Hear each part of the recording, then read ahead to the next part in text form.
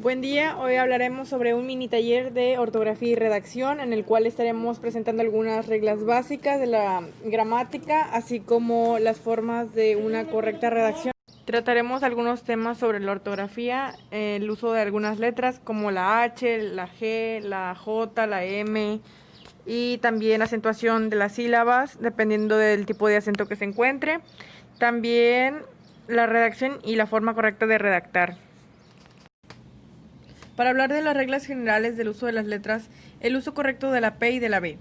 Siempre se escribe M y nunca N. Por ejemplo, bombilla, lámpara. Se escribe D al final de palabras cuando el plural lo hace en Ds. Por ejemplo, bondad, bondades. Se escribe con Z al final de la palabra cuando el plural lo hace en Cs. Ejemplo, de juez, jueces. Se escribe y a fin de palabra cuando no sean agudas terminadas en esta vocal. Excepciones colibrí, manatí, uri. Después de las consonantes L, S, N y al principio de la palabra se escribe R o doble R. Ejemplo, alrededor, honra, Israel, rabia. Se escriben con mayúsculas los nombres propios al empezar un escrito y después del punto. Ejemplo, José, Morelia, Ebro, Ibérica. Las palabras derivadas se escriben con la misma ortografía que las primitivas donde proceden, menos las siguientes: de hueco, oquedad, de huérfano, orfandad, orfanato, de hueso, óseo, osario, osamenta, de huevo, oval, ovoide, ovíparo, de huesca, osense. Para entrar bien al tema, debemos saber cuáles tipos de acento existen. Existen 5 tipos, los cuales son el acento ortográfico, los que se pronuncian dependiendo de su tilde, ns o vocal, el prosódico, cuando no se utiliza sn o vocal, pero se pronuncia y no se escribe. Y también el diacrítico, que se pronuncia y se escribe, diferencia las palabras pronombres regulares y demostrativos, como sí, cuando es afirmación o cuando es condición.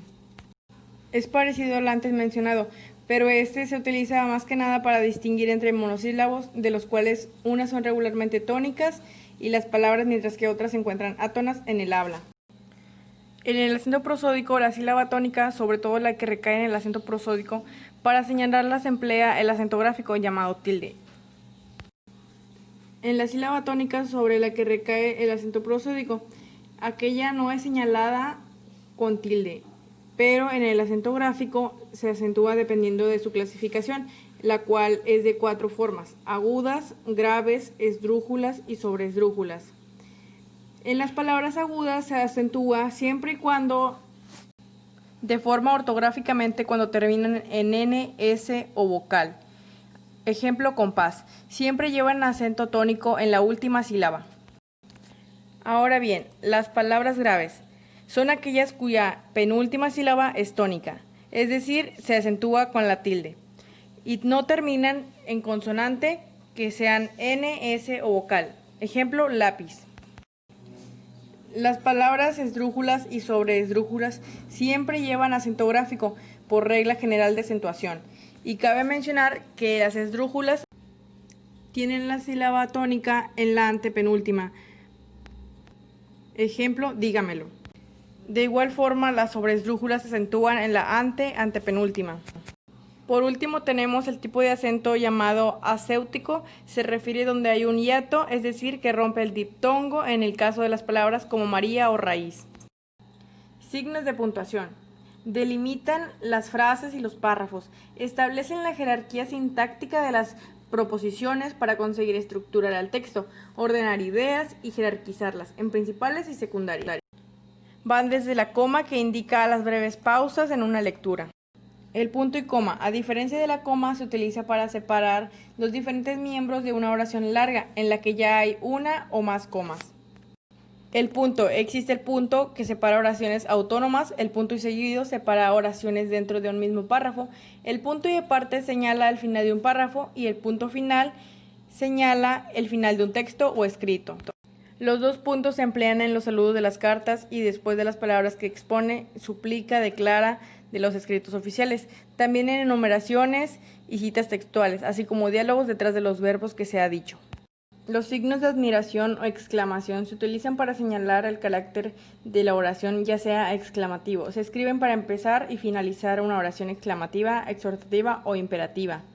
Y nota, Siempre, en cualquier caso de uso de interrogación y admiración, nunca se agrega un punto final. El uso del paréntesis se emplea principalmente para encerrar oraciones o frases aclaratorias que están en una oración. Para insertarlas debe ser al inicio y cierre. El uso del guión corto debe estar establecido para intervenciones de personajes en un diálogo o para limitar las aclaraciones que el narrador inserta en el diálogo. El uso de las comillas. Para emplearlas de forma correcta debemos tener en cuenta que al principio y al final de las frases que se reproducen textualmente lo que ha dicho un personaje en una obra literaria, por ejemplo, fue Descartes quien dijo, pienso, luego existo, se añaden comillas en esa oración. También cuando queremos resaltar alguna palabra. Por último, pero no menos importante, la redacción, que es un conjunto de palabras correctas y ordenadas para formar oraciones.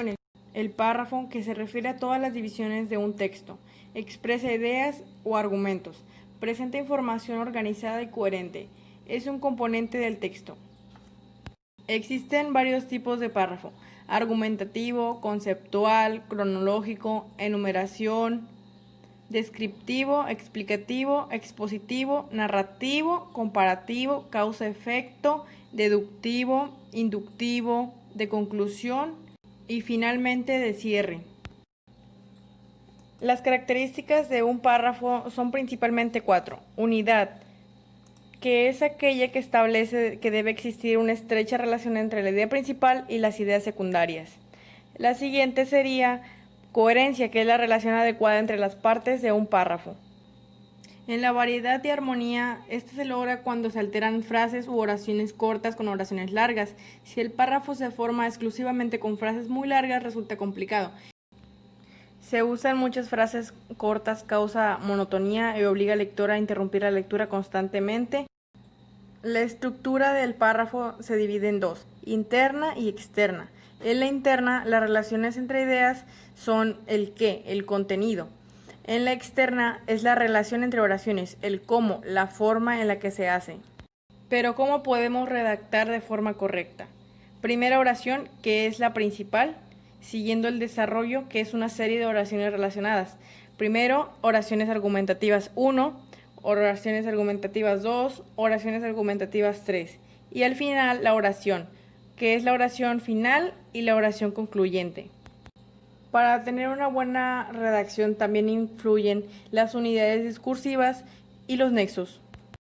La gran importancia que tiene y el impacto en los ámbitos laboral, académico y personal no simplemente es la comunicación, sino que al momento de transmitir una idea, comunicar algo, tengamos la facilidad y el buen desarrollo al momento de concretar nuestras ideas y expresarlas para que el receptor las entienda y las capte de la manera en la que nosotros queremos dar a entender.